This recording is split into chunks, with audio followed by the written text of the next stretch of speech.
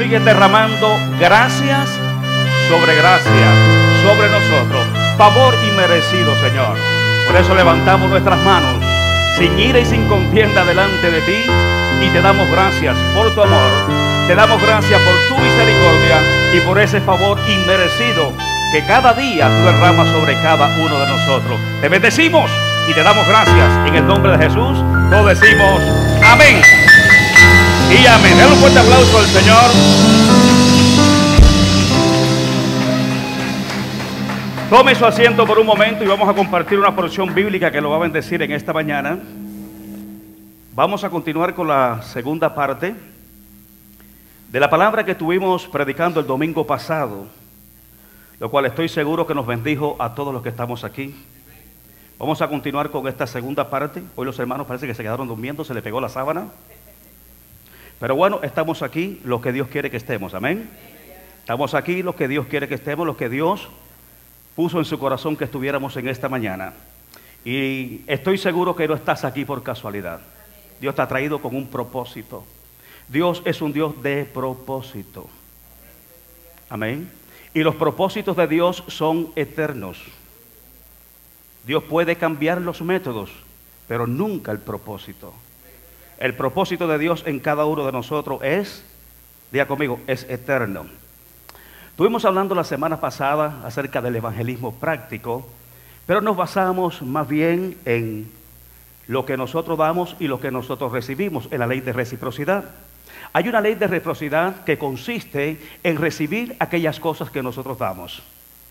Existe también una ley que se llama causa y efecto. Todo efecto tiene una causa y cada causa tiene su efecto. Por ejemplo, usted tiene un dolor de cabeza y casi siempre nos tomamos una aspirina, un Tylenol para calmar el dolor de cabeza. Sin embargo, nos olvidamos que ese dolor de cabeza tiene una causa. Usted tiene un dolor estomacal y usted se toma cualquier tipo de medicamento para tratar de aliviar ese momento, ese dolor estomacal, pero cada situación, cada efecto que nosotros experimentamos en nuestro cuerpo tiene una causa. Es más, en el ámbito espiritual, dice la palabra del Señor que toda causa tiene un efecto y cada efecto tiene una causa. Lo dice la palabra del Señor en Proverbios capítulo 26, versículo 2, dice que así como el gorrión en su vagar y la golondrina en su vuelo, así la maldición nunca viene sin causa. Es decir, que todo lo que nosotros recibimos, sea bueno o sea malo, tiene una causa.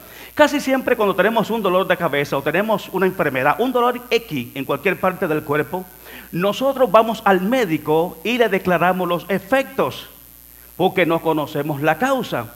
El encargado de conocer la causa que produce esos efectos es precisamente el médico. Y muchas veces nosotros tenemos efectos emocionales, espirituales, físicos en nuestras vidas y no sabemos ni por qué suceden. Por ejemplo, usted en el día de hoy puede verse levantado triste, puede levantarse congojado y tiene una tristeza en su alma y usted mismo no sabe ni por qué. Sin embargo, esa tristeza tiene una causa. ¿A cuánto le ha pasado eso alguna vez? Que se levanta y dice, wow, me levanto por la mañana y siento una tristeza en mi corazón. Y no sabemos por qué esa tristeza se manifiesta en nosotros. Cada tristeza, cada efecto que nosotros experimentamos, sea físico, sea emocional o sea espiritual, tiene una causa. Y muchas veces nosotros vamos a los efectos, pero jamás en la vida buscamos la causa. Por eso que casi siempre nos mantenemos en el mismo nivel y no podemos avanzar. Lo más práctico es, por ejemplo, que cuando usted limpia su casa, usted ve una telaraña y usted dice, mira, la casa está llena de telaraña. ¿Me voy a dar un vasito de agua, por favor? Una botellita de agua. Lo más práctico es que usted vea en la esquina de su casa una telaraña y usted quite la telaraña. O sea, usted está quitando el efecto. Pero la causante de esa telaraña es precisamente la araña. Y estamos meses tras meses, año tras año, quitando la telaraña, pero nunca matamos la araña. Precisamente en nosotros hay muchas telarañas. Es el efecto. Pero esas telarañas, en lo más profundo, en lo más recóndito de nuestro ser, tiene una araña. Y esa araña solamente la podemos descubrir cuando vamos a la presencia de Dios, porque en su luz entonces veremos la luz.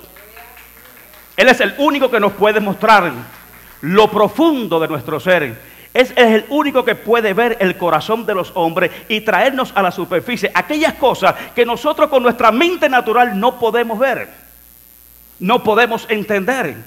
Porque las cosas espirituales se tienen que discernir espiritualmente. Y de la única manera que lo podemos discernir, lo podemos ver, lo podemos apreciar, lo podemos discernir en el ámbito espiritual es cuando vamos a la presencia del Señor. Dice la Biblia que en su luz es donde se manifiesta todas aquellas cosas que están dentro de nosotros. Dice que muchas veces no vamos a la presencia del Señor para que no se haga manifiesto lo que somos. ¿Sabe por qué? Porque hemos aprendido a vivir con la araña y no la queremos matar.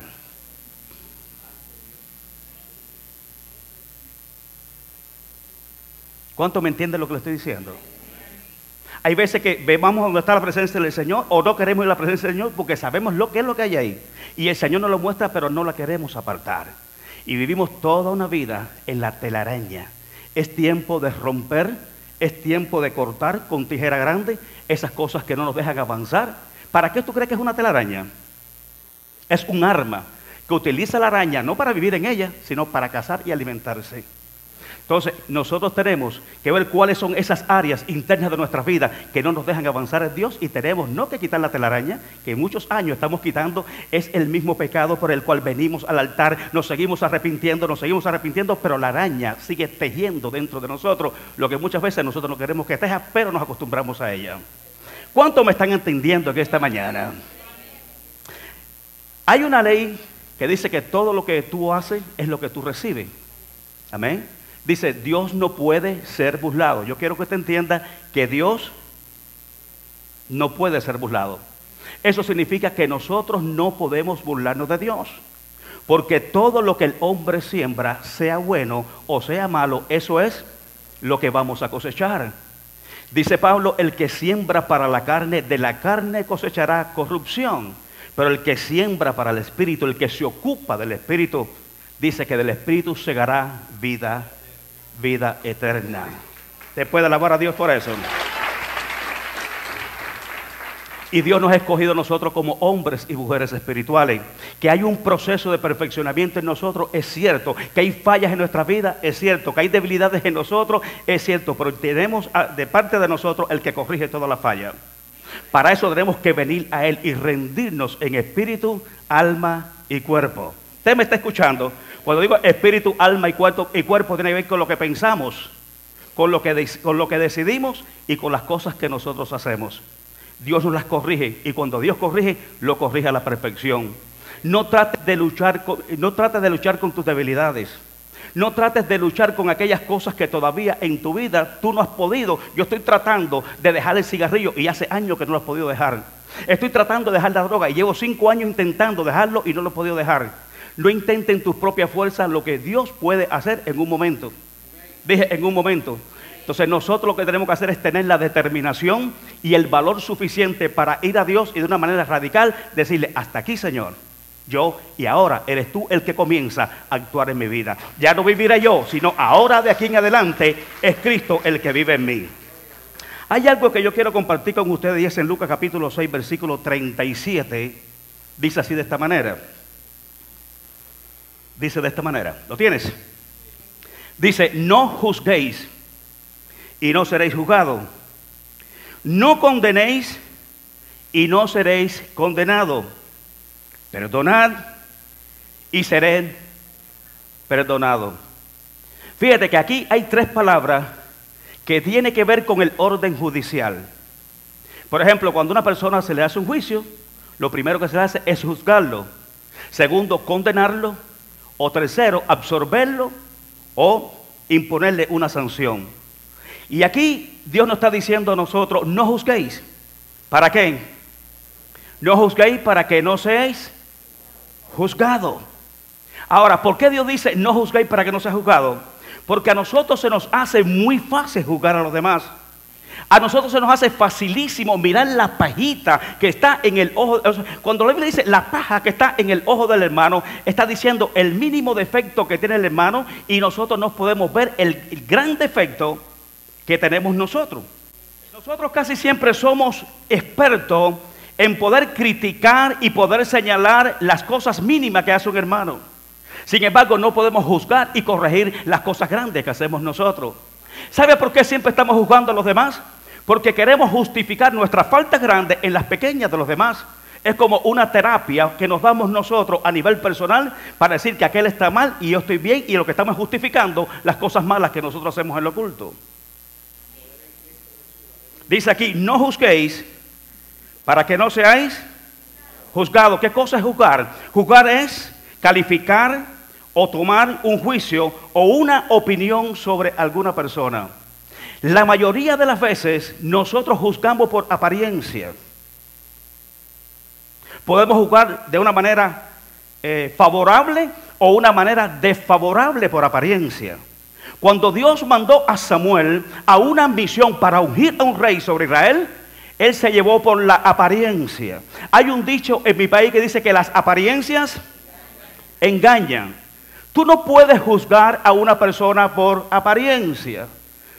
Yo recuerdo que cuando yo comencé la compañía, había un muchacho que llegó a trabajar conmigo. Yo tuve una compañía que era casi millonaria. Y cuando esa persona vino a trabajar conmigo, yo me quedé observando y dije, yo siempre buscaba cuando iba a comenzar un trabajo de 10 a 15 personas, y entonces iba rebajando, iba reduciendo el grupo y lo dejaba exactamente con las 5 o 6 personas que yo necesitaba para ese trabajo. Y recuerdo que vino un muchacho, y cuando yo lo vi, era un muchacho muy activo, ¿no? Muchacho que se movía, y yo lo observaba, y yo decía, me parece que no va a durar mucho tiempo aquí conmigo. Me parece que no califica, no tiene las cualidades que yo necesito para desempeñar este trabajo. Y me la quedé observando. Pero un día, diga conmigo, un día, le di un voto de confianza como Dios me lo ha dado a todos los que estamos aquí. Le di un voto de confianza. Le dije, ¿qué te parece si tú me comienzas a dirigir este grupo? Le di un grupo pequeñito. Eso es lo que Dios hace con nosotros. Nos da pequeñas cosas. Y si nosotros somos fieles en lo poco, Dios te va promocionando y te va poniendo sobre lo mucho. Aquel muchachito que para mí no era muy calificado, que no tenía los dotes para trabajar en mi empresa, le di responsabilidad. Dije, déjeme probarlo. Las acciones dice quién tú eres. Te lo voy a decir de otra manera. Tus acciones hablan más alto que lo que tú dices que tú eres. Y cuando yo pongo al muchacho, que yo lo había descalificado en mi mente, voy a probarlo, ¿ves? Porque la vida nos da sorpresa, ¿no?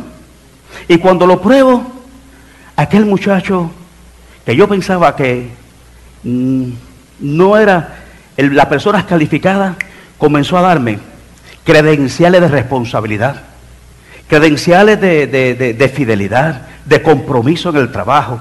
Aquel grupito que, wow, el trabajo cuando se lo supervisábamos, mi esposa sabe de qué es lo que estoy diciendo, cuando le supervisábamos el trabajo, aquel era el mejor trabajo. Yo dije, no, este muchacho yo no lo puedo desperdiciar en pequeñas cosas. Este muchacho yo lo tengo que promocionar para mayores cosas. Así es lo que hace Dios con nosotros. Comenzamos con cosas pequeñas y terminamos con cosas grandes. Dice la palabra del Señor, si tu comienzo fue pequeño y tú lo haces bien, tú puedes estar seguro que tu final será muy grande. ¿Cuántos pueden alabar al Señor?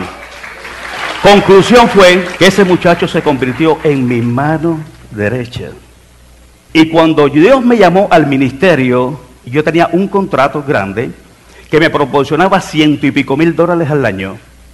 Cuando Dios me llamó al ministerio, renuncié al trabajo secular y cogí y le dije, ven acá fulano, este contrato es para ti, y se lo regalé. Y hasta hace poco él tenía ese contrato. Entonces lo que le quiero decirles es que muchas veces nosotros juzgamos por apariencia, ya sea por apariencia favorable o por apariencia desfavorable, porque no nos parece. Pero aquí nosotros como hombres y mujeres espirituales tenemos que discernir en el espíritu para saber lo que Dios nos muestra de cada persona. ¿Me escuchó? Dios siempre nos va a mostrar en el ámbito espiritual el corazón de cada persona. Dios no se equivoca. Nosotros nos equivocamos, pero Dios nunca se equivoca. ¿Cuántos dicen amén a eso? Dice Juan capítulo 7, versículo 24, no juzguéis según las apariencias. ¿Está diciendo aquí Jesús? No juzguéis según las apariencias, sino juzgar con justo juicio. ¿Cómo es el juicio? Justo y no por apariencia. O sea que porque tú ves una persona que tenga su aspecto físico, que te parece a ti algo que tú pienses, que el enemigo te ponga en la mente, porque siempre el enemigo nos va a poner lo malo en los pensamientos. El que elabora el mal, el que nos manda dardos siempre malignos a la mente es el enemigo. Tú no puedes por lo que tú ves en una persona juzgarla. Tú tienes que discernir como seres espirituales que somos lo que verdaderamente Dios te muestra de esa persona. ¿Estás conmigo en esta mañana? Entonces aquí dice, no juzguéis para qué. Tú puedes estar seguro que si tú juzgas a una persona cuando cae, cuando tú caigas, dice el Señor, yo no voy a tener de ti misericordia. ¿Tú me estás escuchando lo que te estoy diciendo? Yo era un tipo que nací en la Asamblea de Dios tradicional. De esa que si te corta el pelo te vas para el infierno. Si te pones el pantalón mujer, eres una Jezabel. Si mi hija cuando era jovencita se ponía un pantalón, yo la dejaba en la casa y conmigo no se montaba en el carro. Yo era bien recalcitrante en eso. Y Dios me dijo una vez, Rolando, déjate de estar juzgando a los demás. Porque con la vara que tú mides, el día que tú tengas un problema, así te van a juzgar a ti. No piense que si tú no tienes misericordia, yo voy a tener misericordia de ti. Entonces, algo que tenemos que estar aquí, seguro nosotros, es que hoy estamos aquí de pie, pero mire el que esté firme y no caiga. ¿Por qué? Porque estamos propensos, somos seres humanos. Los grandes hombres de Dios, todos tuvieron falla, pero Dios tuvo de ellos misericordia. Por eso dice, misericordia quiero y no sacrificio. Amén.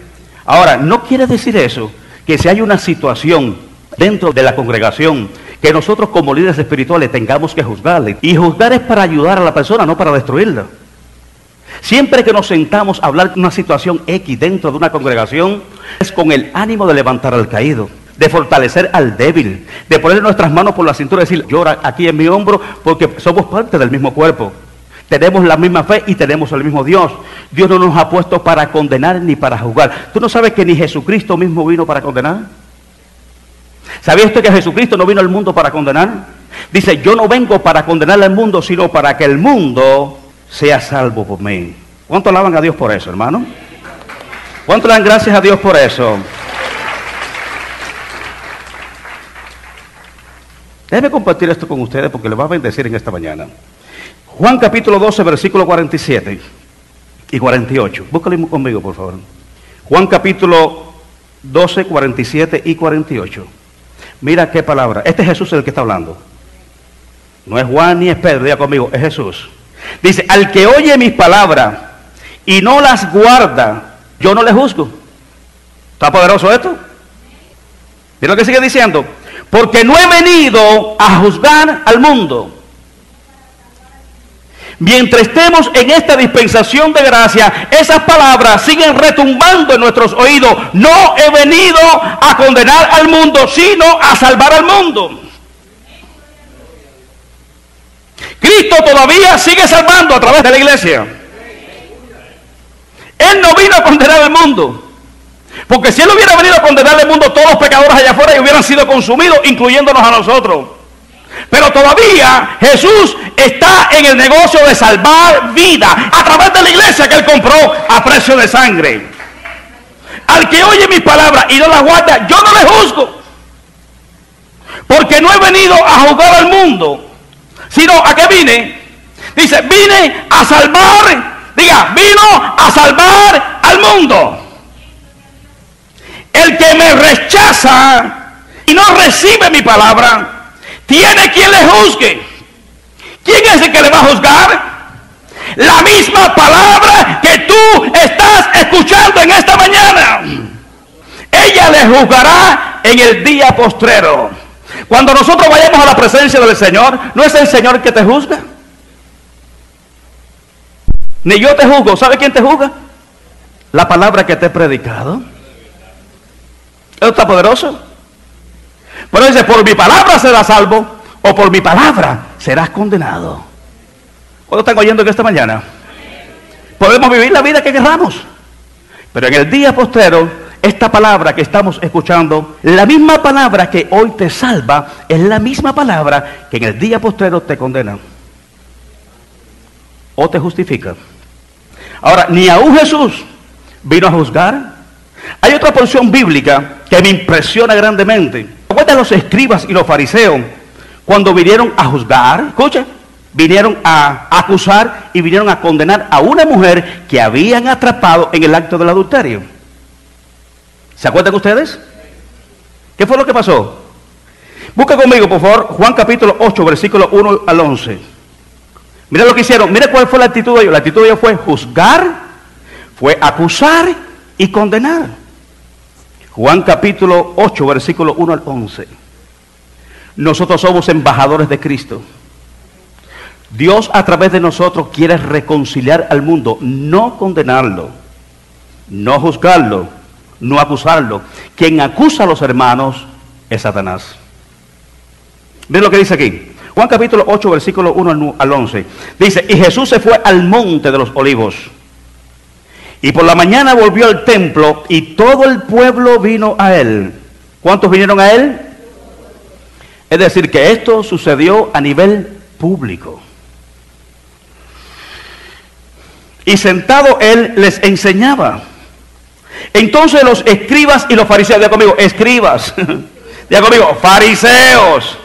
Y los escribas y los fariseos siguen siendo lo mismo de ayer, de hoy y por todos los siglos. Te lo vas a encontrar en todo tiempo y en todo lugar. Dice, le trajeron una mujer sorprendida en adulterio y poniéndola en medio, escucha, dice que todo el pueblo vino a él. Esto se hizo a nivel de ciudad, se hizo a nivel público. Dice que cogieron a la mujer y la pusieron en el centro. Y todo el mundo con piedras en las manos. Entonces los escribas y los fariseos le trajeron una mujer sorprendida en adulterio y poniéndola en medio le dijeron, maestro, esta mujer ha sido sorprendida en el acto mismo del adulterio. O sea, no fue que alguien se lo dijo, no fue que ellos se enteraron de segunda mano, la cogieron en el momento que estaba cometiendo el pecado. Y en la ley nos mandó Moisés a apedrear a tales mujeres. Tú pues, ¿qué dice? Mas esto decían tentándolo para poder acusarle. No lo hacían tanto por el pecado de la mujer, no lo hacían tanto por el adulterio, no lo hacían tanto por la ley, lo hacían para tratar de acusar a Jesús a través de lo que le estaban mostrando. Mira para acá, doble acusación. No solamente estaban acusando a la mujer del acto de adulterio, sino querían acusar al que nunca cometió pecado. Dice la Biblia, el que no conoció pecado, por nosotros se hizo pecado. No tenemos un sumo sacerdote que no se pueda compadecer de nuestras debilidades, sino uno que fue tentado en todo, conformes a nuestra semejanza, pero sin pecado. Entonces, estas personas le traen a una mujer que estaba cometiendo pecado, y ellos, la ley dice, la ley de Moisés, o sea, se estaban amparando en la ley, y la ley era para corregir el pecado, de alguna manera, pero ellos lo estaban haciendo, ni era por la ley, ni era por el pecado, ni era por el adulterio, sino era para tentar al mismo tiempo a Jesús, para ver de qué manera lo podían acusar a un hombre que nunca había cometido pecado. Mas esto decían tentándole para poder acusarle, pero Jesús, inclinando hacia el suelo, escribía en tierra con el dedo. Y como insistieran en preguntarle, dice que se enderezó y dijo, el que de vosotros, ay papá, esté sin pecado, sea el primero en arrojar la piedra contra ella. La pregunta que yo te hago en esta mañana, ¿hay alguna persona aquí que nunca haya cometido pecado? Todos hemos cometido pecado. ¿Habrá alguna persona aquí que no cometa pecado en un futuro? Te voy a decir algo más fácil todavía. Dice la Biblia que el que diga que no tiene pecado, le hace a él mentiroso y la palabra no está en él. Todos los días nuestra vida se está corrigiendo delante de la presencia del Señor. ¿O le pasa solamente a su pastor? ¿Usted no va todos los días a corregir sus pensamientos, sus deseos, su corazón, sus palabras, sus actitudes? Todos los días nos estamos corrigiéndonos delante del Señor. Eso es lo que dice la Biblia, ocuparse de su salvación con temor y con temblor. O sea, lo estamos ocupando. Vamos a la presencia del Señor. ¿Por qué? Porque cada día queremos ser mejores. Lo que yo fui ayer, yo no lo quiero ser mañana. Pero para eso tenemos que autocorregirnos. ¿Quiere que le diga algo? Si nosotros no nos autocorregimos, Dios nos corrige. Hay dos tipos de quebrantamiento. Está el quebrantamiento espiritual. Cuando la presencia de Dios viene a tu vida y tú te quebrantas en el espíritu. No lloramos porque estamos tristes. No lloramos porque tenemos un dolor. Lloramos porque la presencia del Señor nos invade y esa presencia quebranta nuestro espíritu. Y por eso es que lloramos. Mi esposa es una de las personas que llora mucho cuando la presencia del Señor cae sobre ella. Y una persona una vez la vio llorando mucho y dice, ay, ¿cómo la tratará ese pastor? Que falta de discernimiento, ¿no? ¿Cómo tratará ese pastor? Mira cómo siempre está llorando en el piso. ¿Cómo será la vida con ese pastor? Y creo que hasta se lo dijo a mi esposa. Se lo dijo, ¿verdad? Pastor, yo estoy llorando por ti, no sé qué cosa, porque ¿qué es lo que tú estás orando? ¿Qué cosa? Usted no sabe que si yo maltrato a mi esposa, yo no me puedo parar aquí arriba.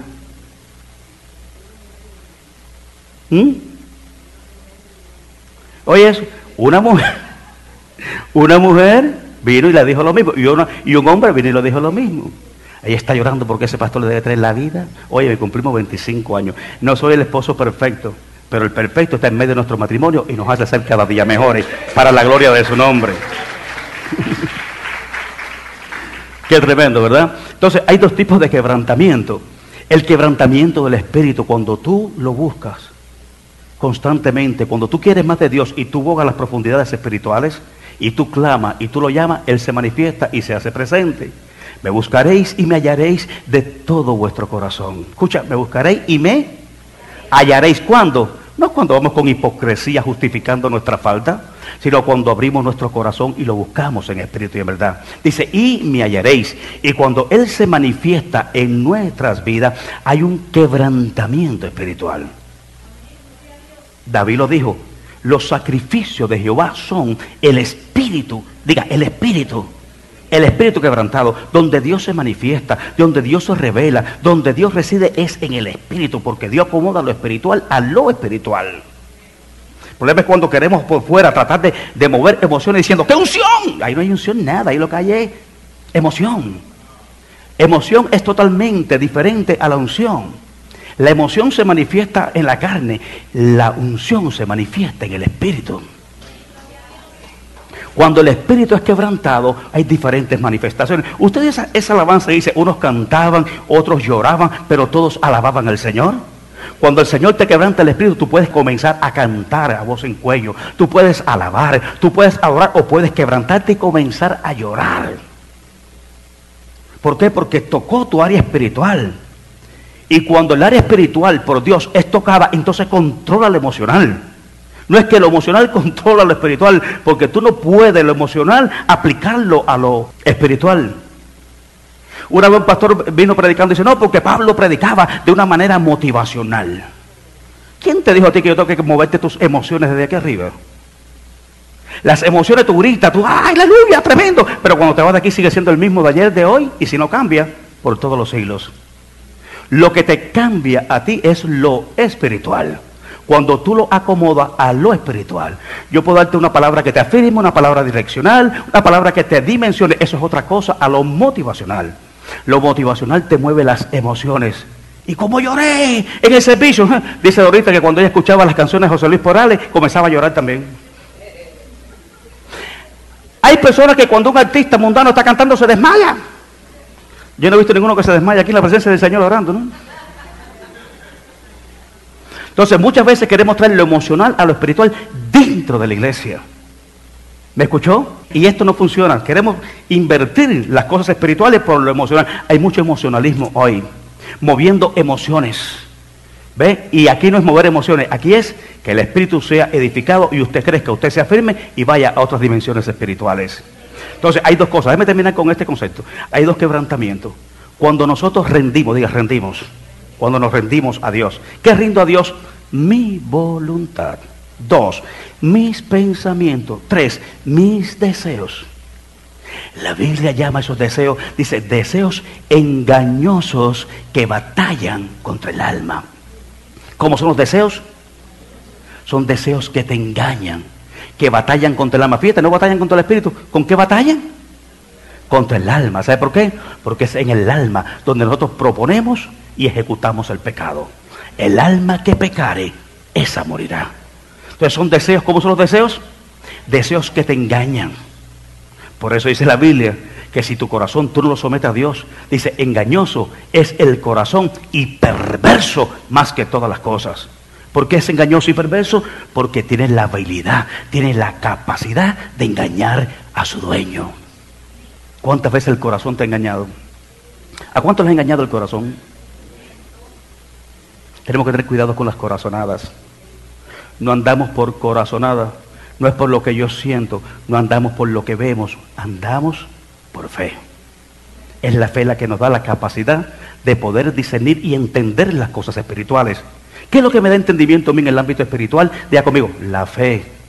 Por la fe entiendo que fue hecho el universo, por la palabra de Dios, de modo que lo que se ve fue hecho de lo que no se veía. Diga conmigo, la fe me da entendimiento de las cosas espirituales, aún de las que yo no puedo ver, porque eso es precisamente la fe. La certeza de lo que se espera, la convicción de las cosas que yo no veo. Pero la puedo entender con una mente espiritual conforme a la mente de Cristo, que todos los que estamos aquí la poseemos. Le da gracias a Dios por eso. Primer quebrantamiento, quebrantamiento espiritual. Donde el Espíritu Santo se hace presente, te quebranta el Espíritu, tú lloras y tú disfrutas la presencia del Señor. Pasarás horas ahí en la presencia del Señor y no te quieres ir. ¿Por qué no te quieres ir? Porque en su presencia hay plenitud de gozo, delicia a su diestra para siempre. Cuando la presencia de Dios se hace presente, se te va el tiempo. ¿Por qué? Porque el tiempo no te interesa. Lo que te interesa es la presencia de Dios. Y tú la quieres aprovechar. Tú la quieres buscar, tú la necesitas. Pero para eso necesitamos tener hambre y sed de Dios. ¿Qué tanta hambre y qué tanto deseo tenemos de la presencia de Dios? Segundo quebrantamiento. Dios está tratando con cada uno de nosotros. Diga, Dios está tratando conmigo. Te lo voy a decir de otra manera. Quieras o no quieras, Dios está tratando contigo. Dios comenzó una obra de perfección en cada uno de nosotros. ¿Sí o no? Dice, el que comenzó en nosotros la buena obra, diga, la comenzó. Dice, la va a terminar. Dice, no te voy a soltar, no te voy a dejar hasta que no termine contigo lo que yo te he prometido. Todos los días Dios está tratando con nosotros. Si nosotros nos dejamos tratar por Dios, Dios entonces se va a manifestar, Dios va a tomar el control y aquellas áreas deficientes en nuestra vida van a cobrar fuerza, van a ser edificadas y nosotros nos vamos a afirmar. Pero si nosotros nos rebelamos contra el plan y propósito de Dios, entonces viene otra cosa que muchos de nosotros no nos gusta, que se llama disciplina. ¿Y por qué Dios me disciplina? Porque tú eres hijo. ¿Quiénes son los que tú disciplinas? Ni a tu sobrino ni a tu nieto tú lo puedes disciplinar, porque puede ser que un día lo discipline, pero el padre se pone bravo. ¿A quiénes son los que se disciplinan? ¿Y por qué disciplinamos a nuestros hijos? ¿Por qué? Porque queremos que sean mejores. ¿Por qué queremos que sean mejores? Porque lo amamos. El padre que ama a su hijo lo disciplina. Dice que si Dios no nos disciplina a nosotros, entonces no somos hijos, somos bastardos.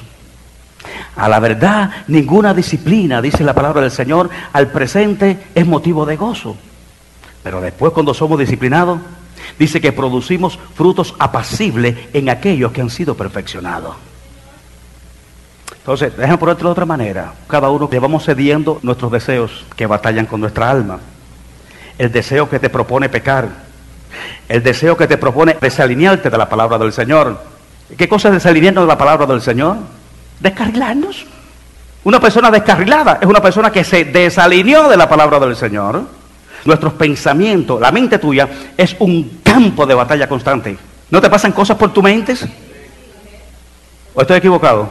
Es ahí donde tenemos que capturarlo y llevarlo cautivo a la obediencia de nuestro Señor Jesucristo.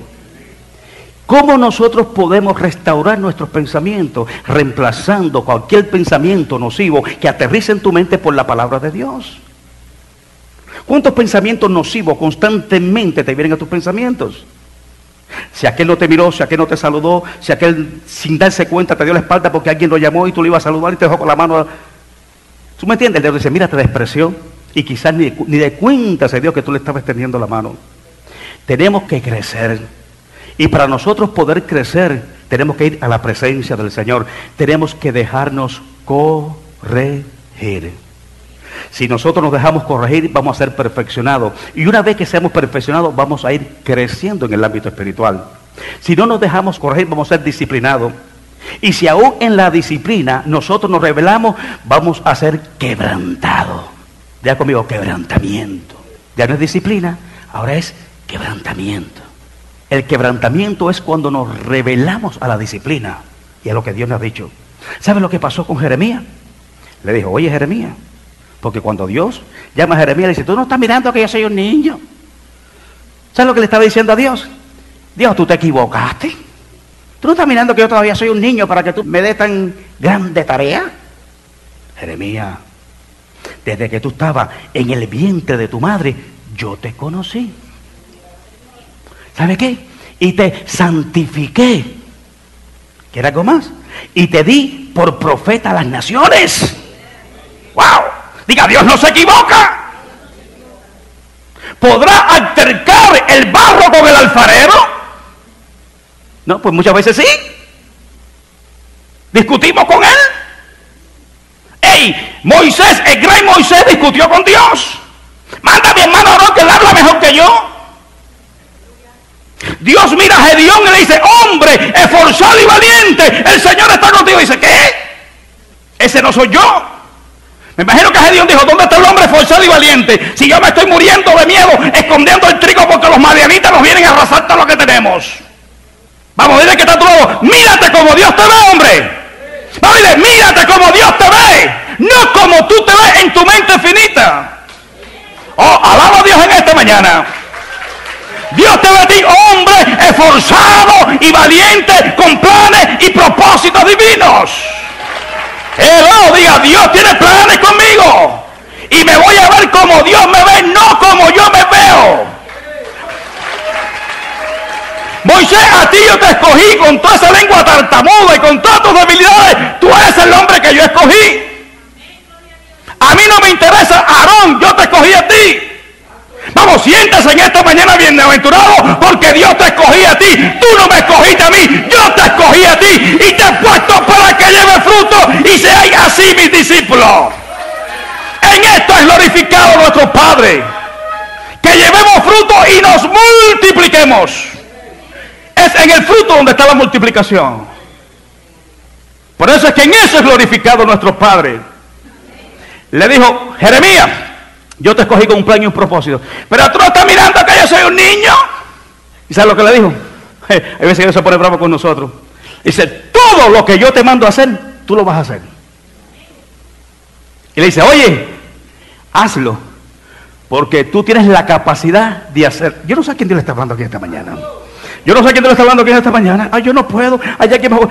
Tú lo puedes hacer porque Dios te ha dado la capacidad para hacerlo. No te la dio el hombre. No te mida con Aarón. No te mida con el otro. No te mida con el pastor ni con la hermana. Oye, ponte ahí a la medida, a la estatura del varón perfecto, donde Dios te quiere llevar a través de Jesucristo.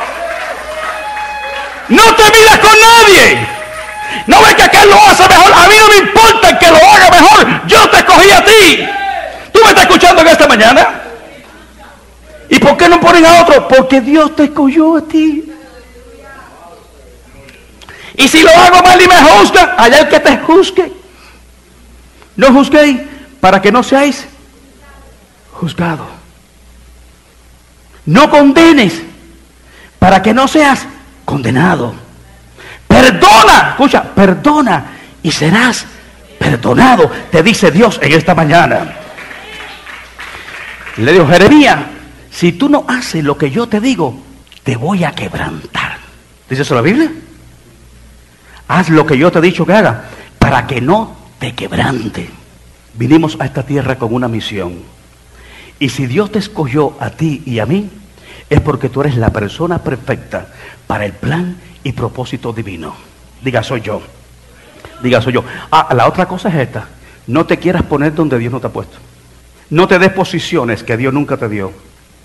No tomes lugares que Dios nunca te ha dado. Comienza por lo poco, por lo pequeñito. Sé fiel, por eso digo, sé fiel hasta la muerte. Y yo te daré la corona de la vida. Sé fiel en lo poco, porque si en lo poco tú eres fiel, entonces tú eres confiable para ponerte sobre lo mucho. Yo veo aquí ministerios brillantes, brillantes, y hay personas que se sienten inadecuadas, que se sienten que no puede, que otro lo hace mejor que yo. ¿Sabe por qué muchas veces creemos que otro lo hace mejor que nosotros? Porque nuestros ojos están puestos en lo que hacen los demás y nunca nos hemos puesto para lo que Dios puede hacer con nosotros. Cuando tú mires hacia adentro, mire para acá y sepa lo que tú eres, lo que tú tienes y lo que tú puedes hacer en Dios, jamás en la vida te fijarás en lo que está haciendo otro.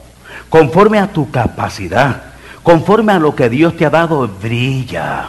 Pon la luz sobre el candelero para que brille donde quiera que tú vayas. Debe estar entendiendo que esta mañana Dios está llamado para brillar. Dice, levántate y resplandece, te dice Dios, en este día porque ha venido tu luz y la gloria de Jehová se ha manifestado sobre tu vida.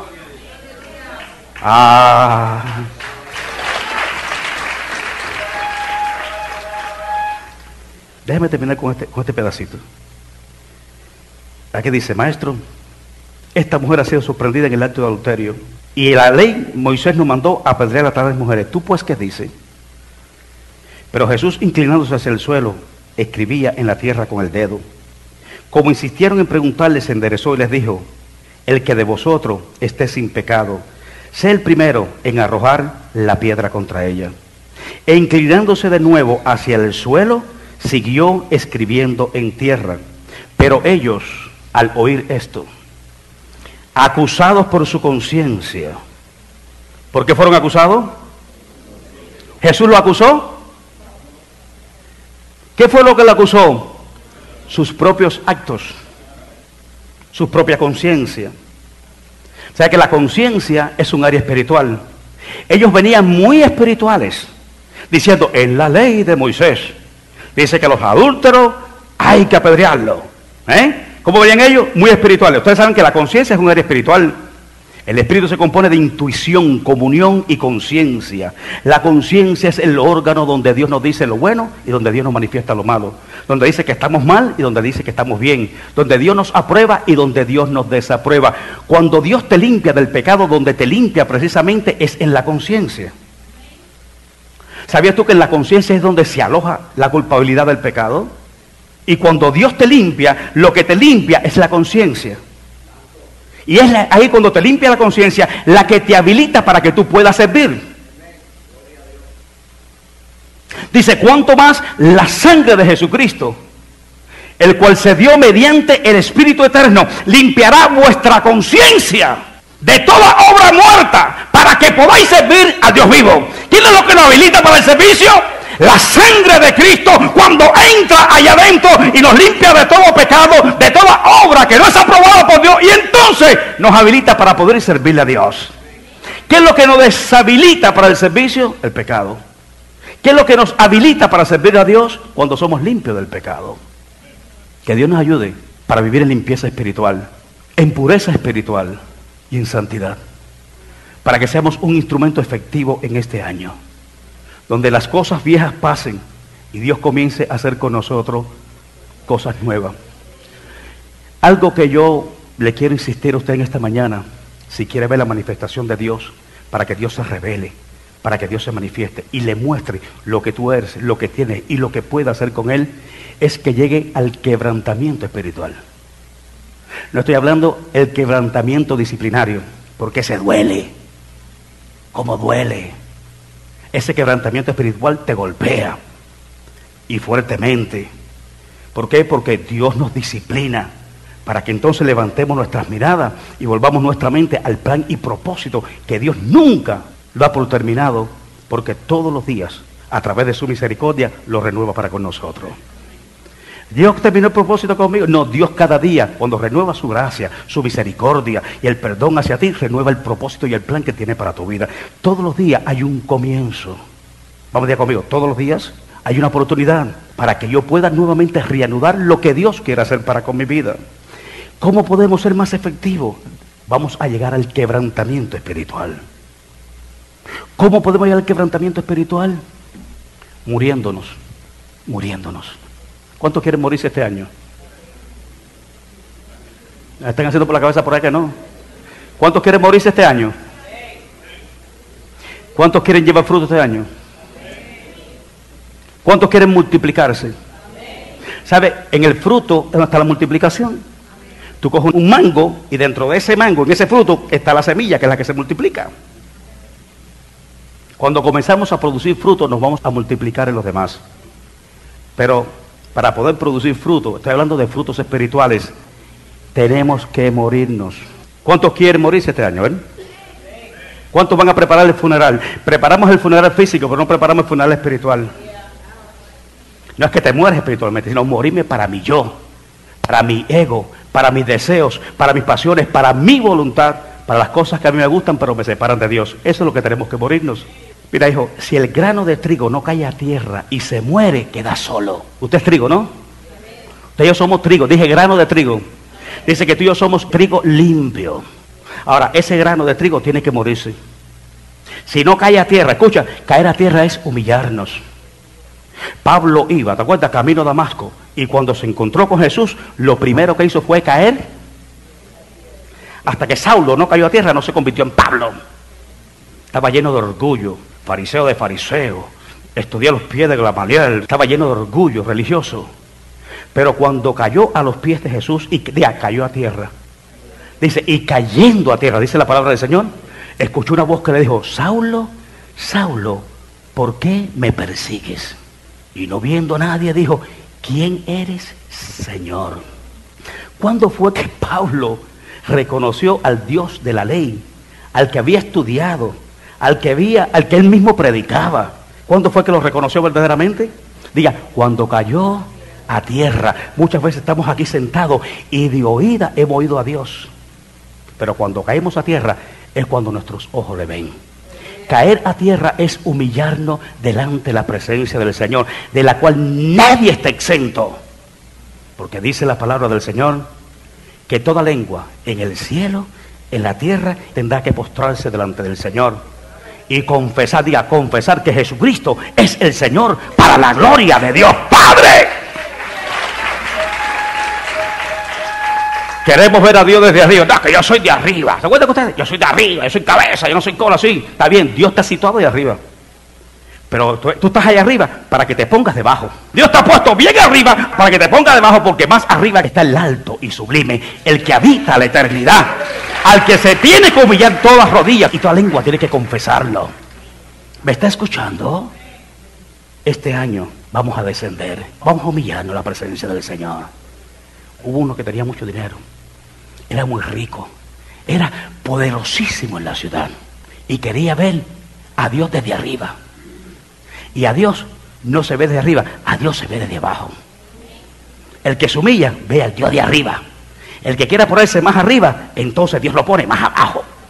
Y va Jesús pasando por la ciudad, una tremenda algarabía, y aquel hombre buscó la posición inadecuada, se subió sobre un árbol sicómoro. Porque él dijo, por aquí tiene que pasar. Y de momento viene la algarabía, viene el desfile, y cuando Jesús va pasando por allí, levanta su cabeza, y cuando mira para arriba, ve al pequeño Zaqueo colgando como un monito de un árbol. Y le dijo, Zaqueo, ¿qué haces ahí arriba? ¿Sabes lo que le dijo? Date prisa y desciende. ¿Usted me escuchó lo que le acabo de decir? ¿Cómo le dijo? Date prisa y desciende. Te lo voy a decir por acá. Date prisa y desciende. Porque a Dios no se mira de arriba. A Dios hay que mirarlo de abajo. Cuanto más prisa tú te des y desciendas, más Dios va a habitar en tu casa. Date prisa y desciende. desciende porque yo quiero hoy habitar en tu casa. Y dice que Zaqueo, mire para acá, rápido, a prisa, descendió y lo recibió gozoso. ¿Cuándo es que nosotros experimentamos el gozo y tenemos a Jesús de parte de nosotros? Cuando nos damos prisa en humillarnos. A Dios no se mira desde arriba, ni se le exige desde arriba. A Dios tienes que humillarte. Humíllase delante de Jehová y Él te exaltará cuando fuere tiempo. Bastante humillado, síguete humillando, porque el que se humilla, Dios lo levanta.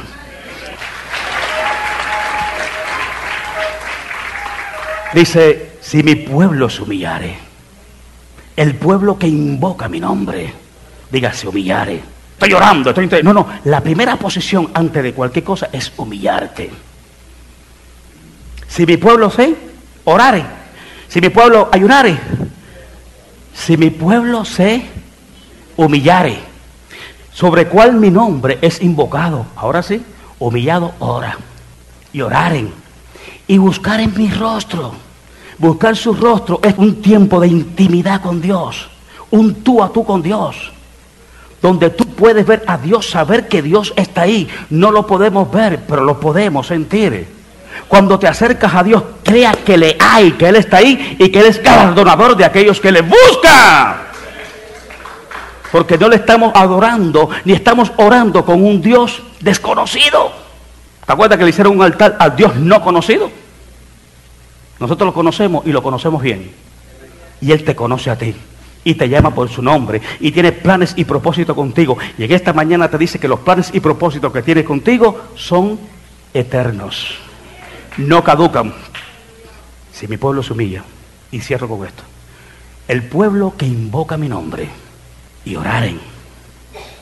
Si Jesús oraba, usted tiene que orar. Si Jesús se metía noches enteras orando, tú y yo tenemos que orar. Y buscar en mi rostro, diga conmigo, intimidad. 3, y se arrepintieren de sus malos caminos. ¿Cuáles son los malos caminos?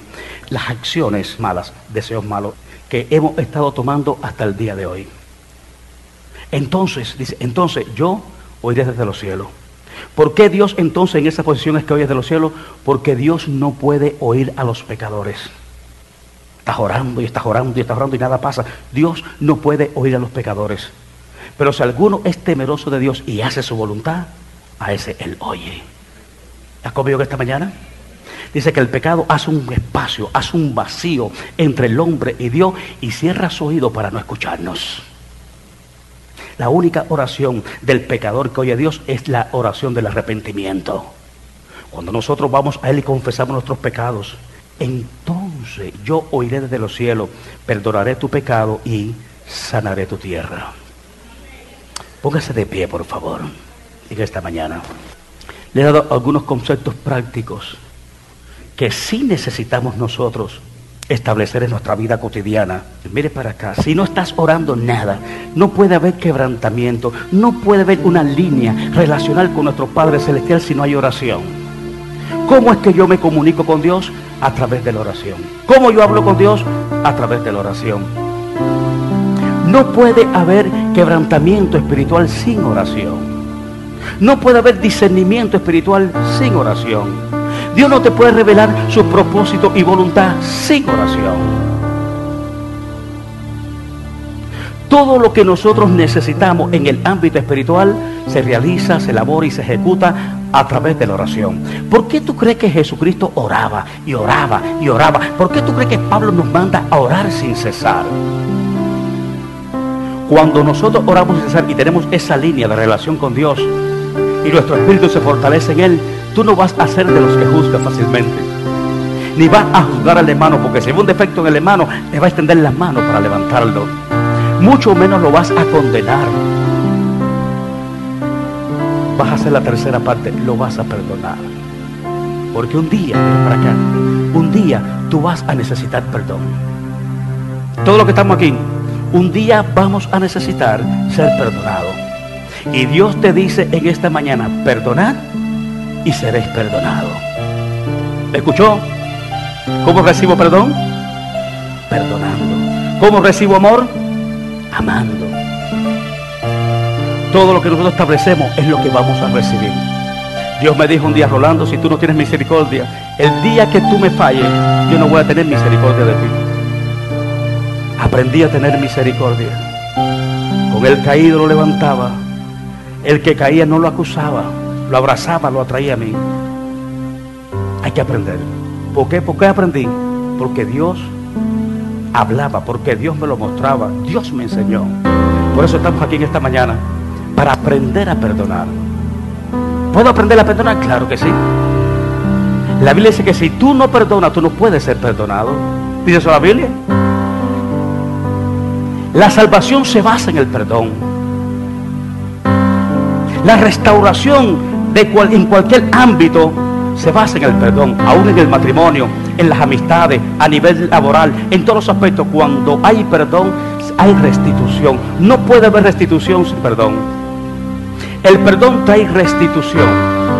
La Biblia dice restituir al agraviado. ¿Cómo se restituye al agraviado? A través del perdón.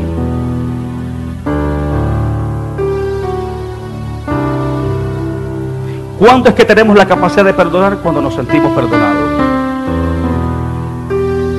¿Cuándo es que condenamos a los demás? Cuando usted mismo se siente condenado por sus propios actos. ¿Cuándo es que seguimos jugando a los demás? Cuando tienes un tabique de este tamaño en tu ojo y ves la pajita del que está a tu lado. ¿Cuándo es que no tenemos la capacidad de perdonar? Cuando ni tú mismo te sientes perdonado por Dios. Que Dios nos ayude en el año 2018.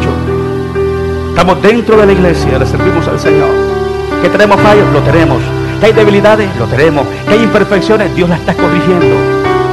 Pero dentro de toda esa gama de situaciones internas que solamente tú y Dios lo saben, dejemos que Dios meta su mano y que nos ayude a establecernos en su propósito y voluntad. ¿Hay alguna persona que esta mañana que sienta que deba de venir al altar y decirle: Dios, yo te necesito? Yo necesito establecer el año 2018. Hay cosas en nuestra vida decadentes que nos detienen, que no nos dejan avanzar.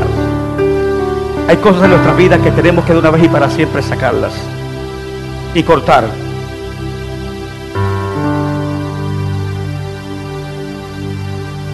Pero para eso nos tenemos también que determinar. ¿Cómo me puedo terminar? Cuando yo establezco a Dios primero que cualquier otra cosa. Cuando Dios es primero y es Dios lo que tú quieres, cualquier otra cosa externa queda de lado. Cuando Dios es lo primero, las demás cosas quedan secundarias. Cuando el amor de Dios es lo que tú necesitas, el gozo, la presencia, lo que tú necesitas por esas cosas es lo que tú vas a poner en prioridad. Si Dios es tu prioridad, entonces deja las demás cosas para que la prioridad y todo lo que Dios tiene para cada uno de nosotros se haga presente. ¿Hay alguien más que quisiera abrir aquí y decir: yo necesito este año 2018 soltar cosas internas? Hey, su pastor también la necesita. Dijo Pablo: yo no lo he alcanzado ya. Yo no soy perfecto. No importa que seas pastor, el título que tengas. Aquí no es un problema de título, aquí es un problema de corazón. Dios no mira título,